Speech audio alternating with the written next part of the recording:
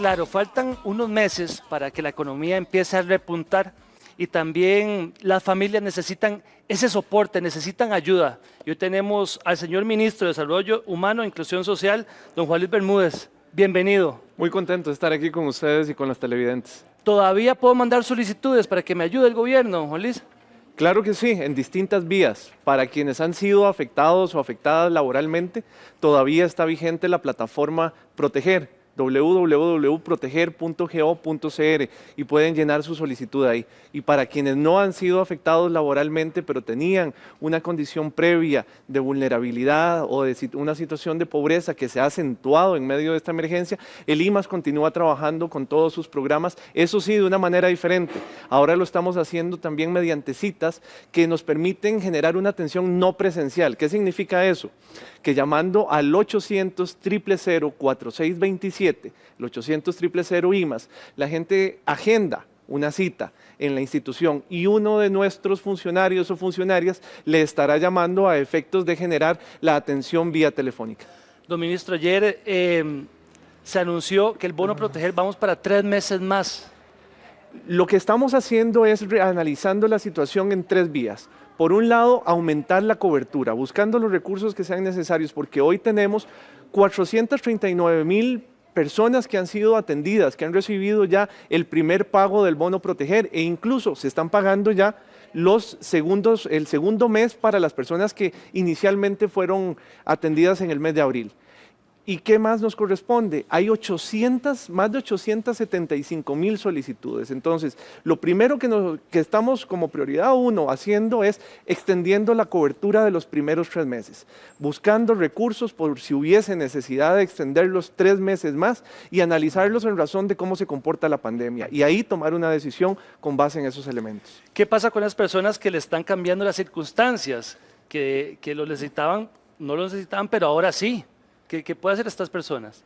Así es, estas personas entrar a la página www.proteger.go.cr, ahí recordar que tendrán que llenar el formulario y al llenar el formulario encontrarán un consentimiento informado, encontrarán una declaración jurada que nos permite saber, incluso en aquellas personas que no tienen cómo comprobar con alguna documentación de un tercero que sus ingresos se han visto afectados en medio de la pandemia, pues con la declaración jurada lo hacen. Recordarles que no deben pagar para que nadie les haga esa declaración jurada, que es un trámite completamente gratuito y personalísimo. Luego llenarán ahí los detalles y sobre todo para los trabajadores independientes e informales o trabajadoras independientes e informales, ahí colocarán también una descripción del tipo de afectación que tienen, pero a partir de eso pueden acceder al beneficio en el caso de los afectados laboralmente. Es importante decir que a las personas que les cambió la circunstancia laboral también pueden hacer algo. Porque si inicialmente, por ejemplo, habían tenido, por decir, alguna reducción, una reducción de jornada y ahora los despidieron o ahora tienen una suspensión de contrato laboral, ¿qué es lo que debe hacer esa persona para cambiar su solicitud? Básicamente entrar al formulario, entrar a la página proteger.go.cr, entrar a la esquina superior derecha, ahí van a encontrar un menú que se abre y dice Mi Expediente Digital. Ahí les va a enviar un código de activación al teléfono o bien al correo que nos haya consignado en el llenado del formulario. Y ahí puede cambiar cuál es su situación, de tal manera que incluso las personas, y ya hay un grupo importante, más de 2,000 personas, que sabiendo que estos recursos son escasos, que son para las personas que lo necesitan y que su condición laboral ya cambió, se han dado de baja. ¿Qué significa eso? Que entran ahí y dicen, ya no necesito el bono Proteger, lo recibí el primer mes, pero por ejemplo la empresa en la que trabajaba me dijo que ya volvía con tiempo completo y entonces se dan de baja. Entonces eso nos ha permitido optimizar los recursos. Denle esa platita a una familia que sí lo está necesitando más. Así es, este es un esfuerzo muy grande que está haciendo el país. Estamos hablando de que aquí no solo son instituciones públicas, no solo es el gobierno, la Asamblea Legislativa, aquí incluso el sector privado se ha arrollado las mangas y se ha puesto a disposición la banca también de crear cuentas para que todos podamos en esta situación de emergencia salir bien, salir como país unidos, pero sabemos que eso implica un ejercicio de responsabilidad. ¿Cómo se está priorizando este montón de miles de solicitudes, señor ministro? Esto es muy importante. Los criterios de priorización conllevan un ejercicio de transparencia. ¿Y a qué me refiero? Que cuando se crea el bono proteger y establecemos nosotros un decreto, ahí mismo se dice cuáles son los criterios de prioridad. Entonces hemos recibido, sí, muchísimas solicitudes. ¿Cómo se hace esa priorización? Se hace con base en la información que las personas nos han dado bajo fe de juramento, sabiendo que tiene que ser información certera o se exponen a responsabilidades o cobros. ¿Cuáles son los criterios? Uno, el tipo de afectación laboral que tiene. Las personas que han sido despedidas, que se han quedado con una suspensión de contrato, es decir, que no reciben un 5 más la quincena que sigue, o las personas que han tenido una reducción de jornada de más de un 50%. Esas personas tienen un puntaje adicional. Personas que son jefas de hogar, por ejemplo, tienen también un puntaje adicional. Personas que son adultas mayores, personas que tienen una discapacidad o que tienen muchos dependientes a cargo.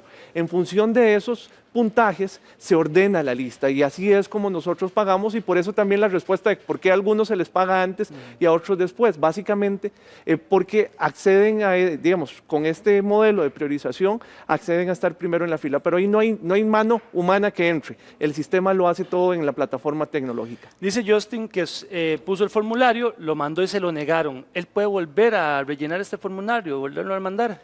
Si las condiciones laborales efectivamente han cambiado en razón de la COVID y cumple con los requisitos, que creo que esto es importante recordarlo.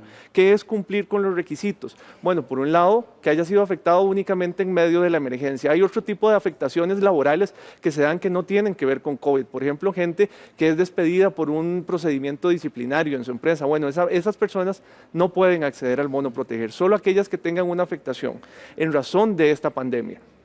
Dos, personas que sean costarricenses o que sean migrantes con su condición regularizada.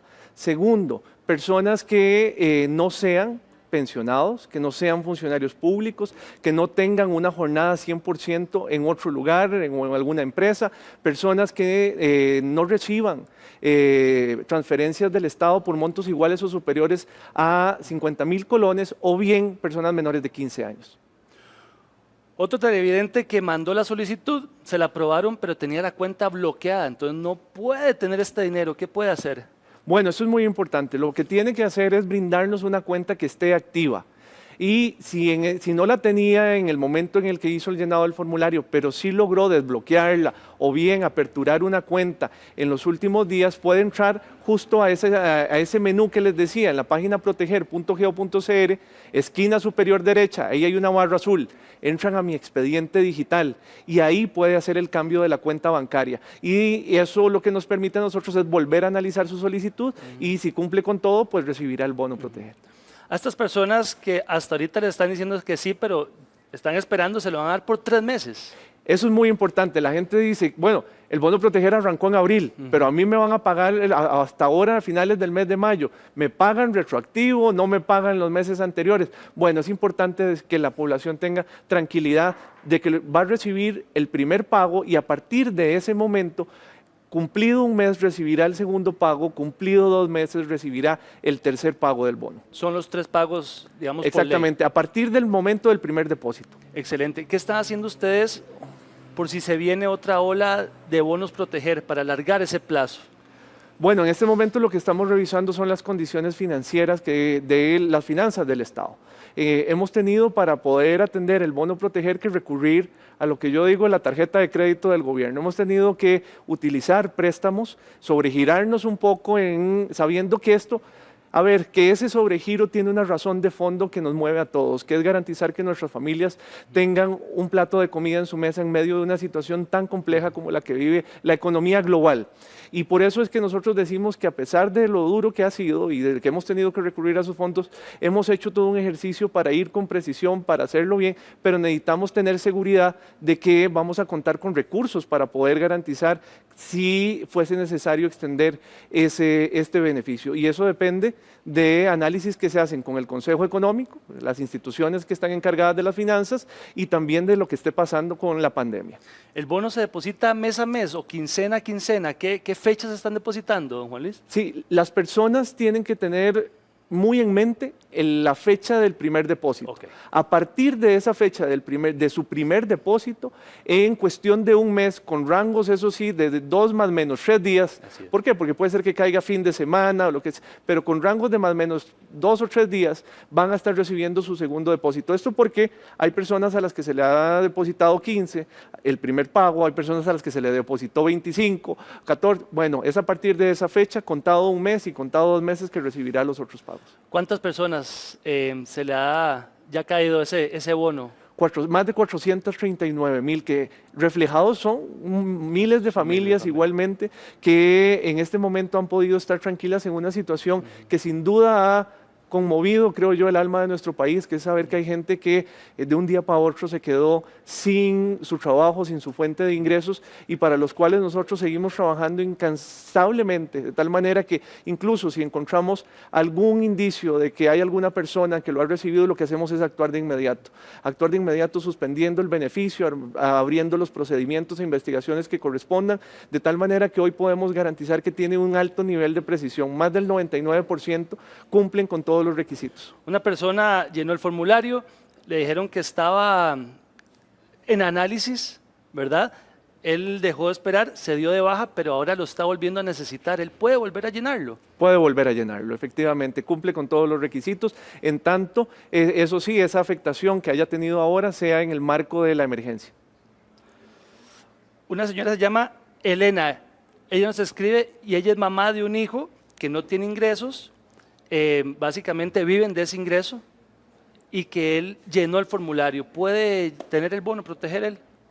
Sí, doña Elena, si su hijo efectivamente cumple con una afectación laboral, ya sea que haya sido despedido, sea que haya tenido una suspensión de contrato, una reducción de jornada, o incluso si es un trabajador independiente o informal, pues efectivamente al llenado pasa ahora la fase de análisis, y en tanto se mantenga en análisis quiere decir que todo va en buen camino. Una persona que no tenía ingresos ni salarios no califican al bono proteger, ¿se le puede dar alguna ayuda? Esto es importante. En el Instituto Mixto de Ayuda Social nosotros seguimos trabajando para atender la situación de familias que incluso previamente estaban en una condición de pobreza de previo a esta emergencia. ¿Y qué es lo que hemos hecho? Hemos priorizado atender alrededor de unas 30,000 familias que estaban con las siguientes condiciones, que eran familias que tienen jefatura femenina, que tienen además una situación de pobreza, que no estaban recibiendo ninguna transferencia del Estado y que tienen personas, ya sea adultas mayores, con discapacidad o personas menores de edad a cargo. Esas son las primeras que hemos atendido con un giro que hicimos de emergencia y a las cuales estamos buscando recursos para darles un segundo giro.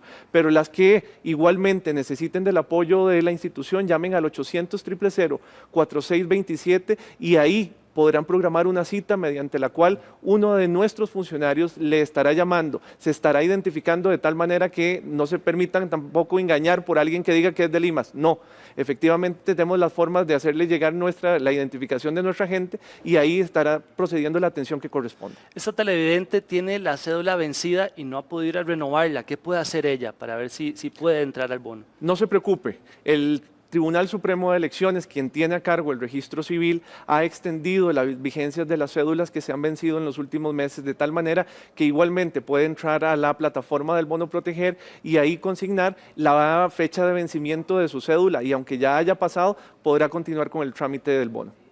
¿Qué parte tienen las municipalidades en toda esta ayuda y este esfuerzo, don Juan Luis? Esto es muy importante porque sabemos que principalmente en las regiones fronterizas y costeras hay lugares donde no hay internet o hay personas que, por ejemplo, no tienen el dispositivo electrónico, que es un teléfono, una tableta, una computadora para llenar el bono proteger.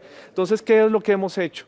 Hemos creado un mecanismo mediante el cual cualquier institución pública, y aquí hago el llamado a las municipalidades que todavía no se han sumado, cualquier institución pública puede habilitar tanto un espacio tecnológico, que es poner una esquinita con un escritorio y un dispositivo, como el proceso de acompañamiento de una persona funcionaria pública, de tal manera que las personas puedan llegar ahí y hacer el llenado de forma personal, pero teniendo acceso a internet y al dispositivo. Entonces, por ejemplo, Municipalidad de Osa, Municipalidad de Naranjo, Municipalidad de Zarcero se han sumado en este esfuerzo y allí las personas pueden solicitar ese beneficio. Pero también es importante, las 39 oficinas de Limas a lo largo y ancho del territorio nacional tienen también esa posibilidad. ¿Cómo se hace? Igual, llaman al 800-000-4627, dicen que lo que quieren es una cita para poder hacer el llenado del bono proteger y entonces se les va a asignar con día y hora el momento en el cual deberá presentarse a las oficinas y ahí tendrá el acompañamiento de nuestro personal para hacer el proceso de llenado. Si una persona la despiden, pero esta empresa no tiene problemas ante el COVID, ¿igual puede recibir este beneficio? No, esta persona no podría recibir el beneficio. Hay razones distintas por las cuales hay cambios en la situación laboral. Aquí estamos hablando específicamente de personas a las cuales una situación como la reducción de ingresos de la empresa le lleva a que le suspendan el contrato, lo despidan, le reduzcan la jornada.